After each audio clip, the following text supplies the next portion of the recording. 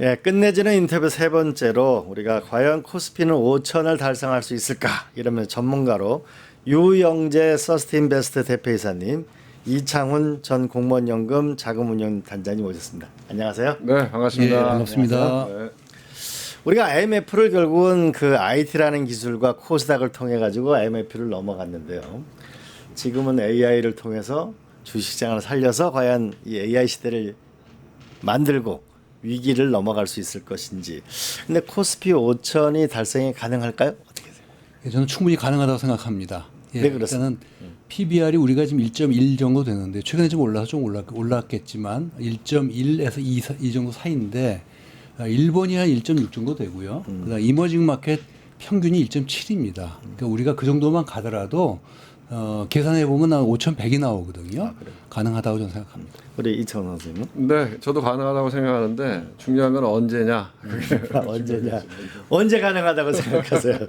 뭐가 필요한 조건이 뭐가 있을까요? 5천에 가려면. 제 생각에는 이제 가장 중요한 거는 사실 펀더멘탈이죠. 그러니까 이 주가를 형성하는 가장 기본은 기업이잖아요. 그렇죠.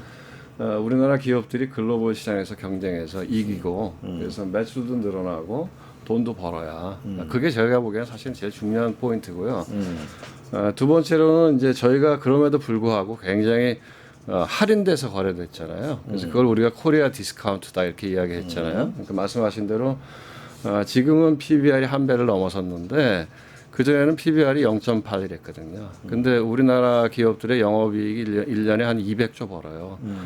돈 버는 그 시장이 PBR이 1배 이하다. 그건 말이 안 되는 거거든요. 그래서 코리아 디스카운트를 이제 해소하는 게 무엇일까? 그래서 하나가 이제 중요한 것 중에 하나 가버넌스였잖아요. 근데 지금 많이 하고 있잖아요. 이재명 정부 들어서서 상법 개정하면서 가버넌스 개혁 이런 것들을 많이 하고 있기 때문에 이제 그런 부분들은 어느 정도 해소가 돼가는 것 같고 나머지 하나는 지난번에 이제 이재명 대통령이 그 인터뷰에서 그런 얘기 했는데 사실은 일본을 우리가 벤치마킹하는 부분이 많이 있거든요. 일본이 밸류업 프로그램을 통해서 니케이 지수가 10,000 이하였거든요. 네.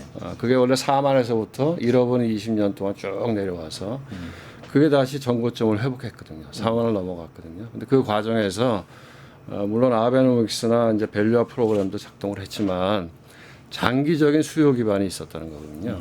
그 하나가 뭐냐? 일본 연금이었고. 일본 연금. 네, 일본 연금에 원래 일본 연금이 무지하게 보수적으로 주식을 거의 안 하던 기관이었는데 아베 총리 시절에 거기를 완전히 뜯어 고쳐서 저도 제가 이제 공무원 연금 CIO 할 때 한번 만나봤었는데 월스트리트에 있던 그 일본 사람 데려와서 완전히 그걸 뜯어 고쳐갖고 주식 위주로 바꿨거든요. 그리고 또 하나는 이제 일본의 중앙은행 BOJ죠. 물론 우리하고 사정은 좀 다릅니다. 거기는 이제 준기축통화국이기 때문에 BOJ가 끊임없이 ETF를 통해서 주식을 사줬거든요. 그래서 이제 우리나라도 그런 관점에서 장기적인 수요 기반이 확충돼야 된다. 그런 것들이 되면은 뭐 충분히 5천 이상 갈 수 있다 이렇게 보고 있습니다. 첫 번째 하나는 뭐냐 기업이 탄탄해야 되니까 펀더멘털 문제 하나. 그다음에 두 번째로는 코리아 디스카운트를 없애는 거버넌스를 정리하는 거. 그렇죠. 그다음에 세 번째로는 결국은 시장에 자금이 투입돼야 되는데 그 부분에서 일본 연금이 투입됐다는 점. 또 하나는 일본 중앙은행이 ETF에 결국은 이 기술과 자본이 투입돼야 결국은 미래로 나가는 거 아닌가. 또 어떻게 보세요? 한번 드리고 싶은 것은 일단은 그 시장의 게임의 어떤 그런 그 실제로 게임이 이제 공정하고 페어하게 이루어져야 된다. 근데 예를 들자면 뭐 프로스포츠 경기가 있는데 거기에 편법이 횡행하고 반칙이 횡행하고 그래도 제재가 제대로 되지 않고 짜고 치는 게임을 한다면 그 프로리그는 흥행될 수가 없겠죠. 근데 우리나라 자본시장이 지난 40여 년 동안 제가 증권회사 들어온 게 지금 38년째인데 네. 지난 38년 동안 그런 부분들이 저는 여전히 개선되고 있지 않다. 그래서 일단은 공정한 시장, 투명한 시장이 이루어져야 된다라고 저는 생각을 하고요. 그다음에 공정하고 투명한 시장의 핵심적인 것은 뭘까요? 저는 이른바 시세조 작전이라고 그러잖아요. 작전주. 그다음에 뭐 내부 정보를 가지고 그걸 선취매를 한다든가. 작전이나 내부 정보를 예, 해서 뭐 이런 것들에 걸리는 사람은 저는 패가망신을 시켜야 된다고 생각을 하고 그리고 최근에 대통령께서 그런 말씀하셨습니다만 이익을 본 금액뿐만 아니라 그 작전에 동원된 금액 전체를 다 몰수하는 이런 어떤 법적 제재를 가야 된다라고 말씀하셨는데 저는 상당히 동의하는 부분이 있거든요. 외국에 그런 제도가 있나요? 일본이나 뭐 대만은 사실 우리랑 좀 비슷하고요. 그렇지만 미국은 형사처벌은 거의 종신형까지가 최고 150년까지 제가 때리는 걸 봤거든요. 예. 증권 범죄에 예를 들어 대해서. 뭐 증권 범죄에 대해서 예. 조작을 하거나 뭐 작전을 하거나 예컨대 앨런이 이제 분식 해결했잖아요. 근데 그때 CEO는 24년 4개월형을 받았고 또 회장은 24년형 받았는데 2심 중에 심장마비로 회장은 사망을 했어요. 그러니까 그런 증권 범죄에 대해서는 아주 일벌백계 하는 그런 것들이 미국 시장이죠. 투명하게 해야 되고 이거를 어겼을 경우에는 아주 일벌백계한다. 그렇죠. 패가망신 이거 많이 듣던 얘기네요. 또 어떤 게 있을까요?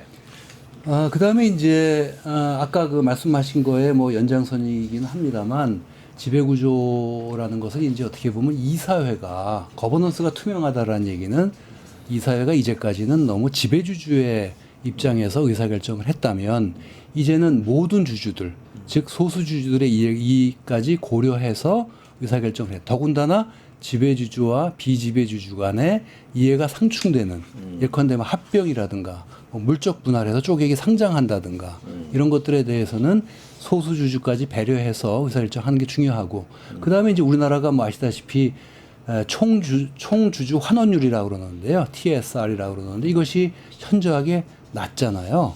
그래서 ROE를 높이려면 일단은 분모인 자기 자본을 좀 줄이거나 그러니까 그걸 주주한테 나눠줘서 분모를 좀 줄이거나 아니면 분자를 높이거나 이익을 규모를 높이거나 아니면 둘 다 하거나 그래서 ROE 경영을 전 해야 된다. 근데 이제까지 우리나라 상장 기업들이 ROE 경영 그런 개념들이 별로 없었거든요. 그러니까 그런 거를 확고히 할 필요가 있다라고 생각합니다. 우리 이영재 선생님 글 써놓은 거 보면 회장님 자본주의라고 생각합니다. 회장님 자본주의와 주주 자본주의라는 이런 표현을 썼던데 어떻게 생각하세요? 근데 저는 뭐 이제 대체로 동의하지만 우리는 조금 사정이 다른 부분이 분명히 있다. 그래서 지금 이루어지고 있는 어떻게 보면 지금 이제 그동안에는 이제 사실 너무 이게 편파적이었죠. 예를 들면 이제 우리가 이해상충이다 이렇게 이야기하면 미국에서 이해상충은 주주하고 경영자 간의 이해상충이거든요. 주주하고 경영자. 그래서 이제 에이전시 프로블럼이 있다고 생각하는 건데 우리나라에서는 이제 이해상충이 크게 보면 지금 이야기했지만 대주주와 기타 일반 개인 소액 주주들 거기에 이해상충이 굉장히 많았어요. 그렇기 때문에 지금 반작용으로 해서 상법 개정 뭐 더 센 상법 개정 이렇게 들어가고 있는데 그럼 과연 주주 자본주의가 그러면 대한민국에 꼭 바람직한 방향인가 하는 거에 대해서는 저는 생각을 해봐야 된다고 생각해요. 왜냐하면 우리가 지금 회장님 자본 또 그러니까 대주주와 소액 주주 이렇게만 생각하고 있는데 사실 우리 시장에 가장 많은 포션을 차지하고 있는 건 외국인이에요. 외국인 지분율이 30%가 넘거든요. 그럼 예를 들면은 금융지주 회사들이 무지하게 많이 올랐습니다. 이재명 정부 들어서고 나서 상법 개정하면서. 근데 금융주주 회사가 우리나라 기업이냐? 주주가 주인이라고 이야기하면 엄밀하게 얘기하면 KB금융주주는 대한민국 기업이 아니에요. 거기가 왜냐하면 거기는 외국인 지분율이 77%예요. 77%? 예, KB에? 그렇습니다. 그래서 우리가 생각할 때 주주 자본주의를 계속 강화하는 방향으로 갈 때 그럼 나중에 그럼 KB의 주주들이 대한민국 난 모르겠어. 주주의 이익을 챙기겠어. 이렇게 할 때 어떻게 할 거냐. 그래서 저희가 조금 더 다면적으로 생각해야 된다. 그래서 또 하나는 이제 기업을 바라볼 때도 제가 생각하기에는 저는 자본시장에 오래 있었던 사람이기 때문에 저는 뭐 89년도부터 제가 펀드 매니저도 했고 CIO도 했고 그래서 당연히 저는 주주 편이고 자본시장 편인데 그렇지만 주주의 이익보다는 대한민국과 대한민국 국민들의 이익이 우선이 돼야 된다. 그래서 제가 이제 금융지주회사 이런 거 얘기할 때 그럼 주주 하나를 높이고 ROE를 높이는 게 답이냐?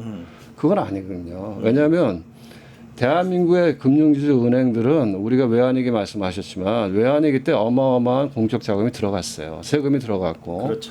독과점 구조를 만들어줬어요. 그래서 부동산 가격이 올라가는 과정에서 가계 부채를 늘려가는 과정에서 예대 마진으로 지금까지 떵떵거리고 사는 거거든요. 그래서 제가 생각하기에는 주주의 이익 극대화라고 하는 거는 이미 제가 2008년 금융위기 이후에는 많이 바뀌고 있거든요.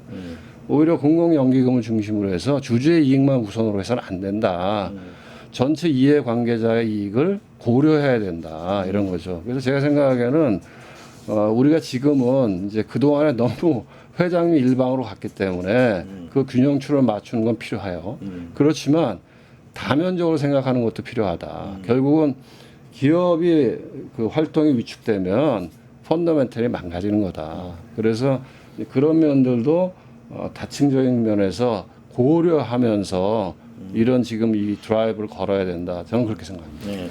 좋은 포인트 같아요. 예, 저는 뭐 우리 저 단장님 의견하고 사실 제 생각하고 결이 같아요. 그러니까 저도 물론 자본시장에서 제가 38년 있었고 지금도 이제 투자자들을 위해서 자문 서비스를 하고 있습니다만 그래서 저는 주주자본주의 론자입니다. 기본적으로. 그렇지만 주주자본주의가 너무 영미식으로 가버리게 되면 이게 어떤 문제가 생기냐면은 단기 실적 위주로 경영을 하게 돼요. 그러니까 인컴 시트만 생각하게 되는 거예요. 근데 기업 경영이라는 거는 인컴 시트도 중요하지만 밸런스 시트도 봐야 되거든요. 최근에 우리나라에 지금 산재 문제도 터지고 또 최근에 뭐 SK텔레콤부터 시작해서 KT 또 최근에 롯데카드 해가지고 지금 정보 해킹, 고객 정보 해킹 이런 사건이 굉장히 시끄럽잖아요. 근데 결국 이것이 인컴 시트만 보면 정보 보안에 대한 투자 이건 사실 엄청난 캐펙스를 동원시키기 때문에 바텀라인, 그러니까 인컴을 줄어들게 되는 거죠. 그러니까 주주이익에 손해가 되는 거예요. 그러니까 이런 경영을 하게, 인컴 시트 경영을 하게 되면은 이런 이해관계자, 또 산재 문제, 위험의 외주화 문제, 환경사고의 외주화 문제 이런 것들이 연결되기 때문에 저는 주주자본주의를 근간으로 하지만 이해관계자까지 고려하는 그것이 제가 이제 오랫동안 얘기하는 ESG 자본주의다. 세 가지 겉에 하나는 뭐냐면 아까 그 주주자본주의로 가지만 결국 외국인 부분도 있고 또 하나는 아까 우리가 ESG 사회적으로 공적인 역할을 해야 될 것도 있고 또 하나는 장기 투자를 안 하는 거죠. 그렇죠. 예, 네, 네. 결국 장기 투자를 안 하면 결국은 기업으로 봐서는 장기적 성장력 동력을 떨어뜨리는 거니까 그런 면에서 우리가 상법 개정을 할 때 유의를 해야 한다. 이렇게. 그렇죠. 네, 다층적으로 봐야 된다 이거죠. 네. 또 하나는 우리가 이 결국은 기술과 금융이 만나야 결국은 이제 미래가 현실이 되는데 우리가 국민연금이나 뭐 KIC나 많은 돈을 가지고 있잖아요. 이게 좀 더 효과적으로 이게 일반 금융기관도 투자가 돼야 되고 국민연금도 투자가 돼야 되고 이럴 필요가 있는데 이걸 좀 획기적으로 좀 수익률도 높이면서 미래로 나갈 수 있는 길은 어떻게 할 수 있을까요? 제가 먼저 말씀드릴까요? 네네. 저도 뭐 생각이 있는데. 네. 저는 이제 그러니까 여의도에 있는 포트폴리오 투자자들하고 국민연금이나 뭐 KIC와 같은 공적 기금들은 저는 성격이 다르다고 생각합니다. 제가 오래전부터 얘기하고 있는 것이 이제 이른바 유니버셜 오너인 거예요. 그러니까 국민연금이 지금 6월 말 기준으로 1269조를 갖고 있는데 거의 대부분이 다 시가 평가가 가능한 재무적 투자, 유가증권 투자를 하고 있거든요. 그런데 이거는 이제 포트폴리오 투자자의 입장인 거죠. 여의도의 방식이라고 볼 수 있어요. 그런데 국민연금의 장기 재정은 투자한 유가증권의 가격이 올라가는 것도 물론 중요하지만 일자리가 꾸준히 만들어지고 그로 인해서 가입자들이 늘어나고 보험료 수입이 늘어나면 이 국민연금 재정에 긍정적인 기여를 또 하는 거거든요. 그러니까 국민연금은 이른바 미래 먹거리. 요즘에 뭐 AI라든가 뭐 무슨 뭐 반도체, 뭐 배터리, 뭐 아니면은 에너지 고속도로라든가 기후테크라든가 이런 것들이 미래 산업인데 이런 미래 먹거리에 뭔가 마중물 투자, 불쏘시개 투자, 인내 투자, 장기 투자를 하는 그런 역할을 해줘야 된다라고 생각합니다. 어떻게 생각하세요? 저는 이제 비슷한 그 동의하고요. 국민연금에 대해서는 이제 KIC하고는 좀 성격이 달라요. KIC는 이제 소버린 웰스 펀드니까 그거는 한국은행이 갖고 있는 그 외화 자원을 갖다가 맨날 그렇게 저 안정성만 강조하면 안 된다 해서 노무현 정부 때 만들었는데 아주 성공적이었고요. 제가 그건 청와대했을 이제 때 수익성 위주로 가는 건 맞고. 국민연금은 저는 이제 지금 국민연금이 운용하는 저 운영 저 준칙이 있거든요. 모든 연금이 그걸 또 뺏겨서 하고 있어요. 저희 공무원연금도 비슷하게 했었고 그 한 20년 전에 만든 거예요. 그 다시 리뷰할 필요가 있어요. 예. 왜냐하면 그 당시에는 국민연금이 어떻게 보면 약간 정부가 이렇게 개입하는 부분들이 많이 있었기 때문에 국민연금 자체를 수익성 위주로 투자할 수 있도록 독립시켜주자 해서 재무적인 수익성을 가장 우선해서 만든 그 투자 원칙이거든요. 근데 지금 제가 보기에는 안 맞다. 그래서 방송에 제가 가끔 얘기하는데 도구막을 깨야 된다. 예를 들면 우리가 주식 팔면 대한민국 주식시장이 망가지기 때문에 지금 대한민국 주식 비중을 줄여야 돼. 이런 것들 있죠. 그다음에 우리는 수익성만 우선으로 하면 되니까 물론 정부나 정치권으로부터는 독립시켜야죠. 그러니까 저희가 가장 성공적으로 이야기하는 것 중에 하나가 캐나다 연금이거든요. 캐나다 연금은 벌써 연금. 수십 년 전에 정부와 또 정치권으로 독립해서 완전히 근데 뭐가 다르냐? 완전히 진짜 일반 민간 금융 영역하고 경쟁할 수 있는 성과 보상 체계를 만들고 거기 CIO는 10년, 20년씩 해요. 그러니까 경쟁력 있는 운영 조직을 만든 상태에서 해와서 가장 성과가 좀 모범적인 스타일이거든요. 그래서 근데 우리 국민연금은 성과는 좋아요. 근데 그게 이제 뭐 운영을 잘한 거냐 그런 것보다는 좋은 자산을 잘 깔고 있는 건데 이제는 그거 다시 한번 재검토할 필요 있다. 그래서 예를 들면 지금 말씀하신 대로 결국 연금은 우리가 예를 들면 20년, 30년 지나가면 고갈되게 돼 있거든요. 그럼 그 시대에 가서는 이런 연금 방식은 존속할 수 없어요. 이미 부가식으로 바뀌거든요. 지금 이미 독일 같은 데는 부가식으로 가 있거든요. 그러면 그때 걷어서 주는 건데 걷어서 주려면은 그때 국가 경제가 지금처럼 탄탄해야 돼요. 쪼그라들어 있으면 다 망하는 거거든요. 그래서 여러 가지 문제점인데 제가 지금 시간이 짧 보니까 얘기는 못하고 전면적인 재검토는 필요하다 이렇게 봅니다. 한번 시간을 따로 하면 되는데 첨언드리자면 네. 일단 코스피 5천을 가기 위해서는 아까 뭐 일본의 GPIF처럼 일본의 연금이고 세계에서 제일 큰 펀드인데 거기가 국내 주식 비중을 12%에서 25%로 늘렸어요. 우리나라 국민연금도 그런 역할을 해야 된다는 게 첫 번째고 두 번째로 국민연금의 지금 기금 거버넌스라든가 운영 시스템이 2005년도에 한 100조 정도 남짓할 때 그 시스템 가지고 지금 1200조를 운영을 하고 있어요. 이건 뭐냐면 성년이 되고 장년이 된 사람한테 유아기 옷을 입혀놓은 거거든요. 이 옷을 바꿔줘야죠. 그래서 세 가지인데 지금 거버넌스 아까 CPPI 말씀하셨습니다만 캐나디안 펜션 플랜 97년도 대대적인 개혁을 했는데 첫 번째가 뭐냐면 기금운용 이사회 멤버들을 다 기금운용과 국제금융과 경제 매크로 뭐 마이크로 쪽에 최고의 전문가 다국적군을 만들었어요. 다국적군을 만든다. 멤버 전문성. 자체를. 두 번째 보상을 갖다 파격적으로 해주고 있고요. 거기는 다 상근입니다. 근데 우리나라는 지금 국민연금 기금운용위원회 20명이 다 비상근이고 이들이 잘못된 의사결정을 해서 기금에 안 좋은 영향을 미쳐도 해촉하면 그만인 거예요. 그러니까 이런 부분들을 저는 바로 잡아야 된다. 상근하고 보상 체계를 확실하게 해야 된다.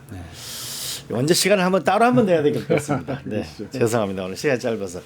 우리 정주영 회장은 22살에 그 현대 그 창업을 시작했고요. 이병철 회장은 28살에 삼성 상회를 열었습니다. 이혜진 대표는 32살에, 빌 게이츠는 19살에, 스티브 잡스는 21살에, 일론 머스크는 23살에 세계를 바꾸는 도전을 했습니다. 청년들이 마음껏 도전하고 넘어서도 다시 일어설 수 있는 환경을 만드는 것, 넘어지면 금세 잡고 다시 일어서는 난간을 만들어주는 것, 그것이 우리가 함께 짊어져야 할 책임입니다. 도전하는 사회, 성공하는 사회, 그것을 위해서 우리가 시장과 주식, 5천 사회를 함께 만들어 나갔으면 좋겠습니다. 오늘 두 분 수고하셨습니다. 네, 고맙습니다. 고맙습니다. 네.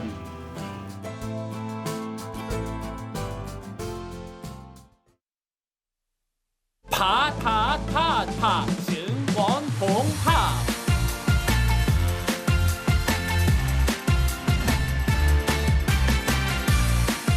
이제 저녁 8시 30분 퇴근 후 퀴즈 한판 혼자 하지 마세요. 같이 해요. 매일 저녁 8시 30분 많은 참여 바랍니다.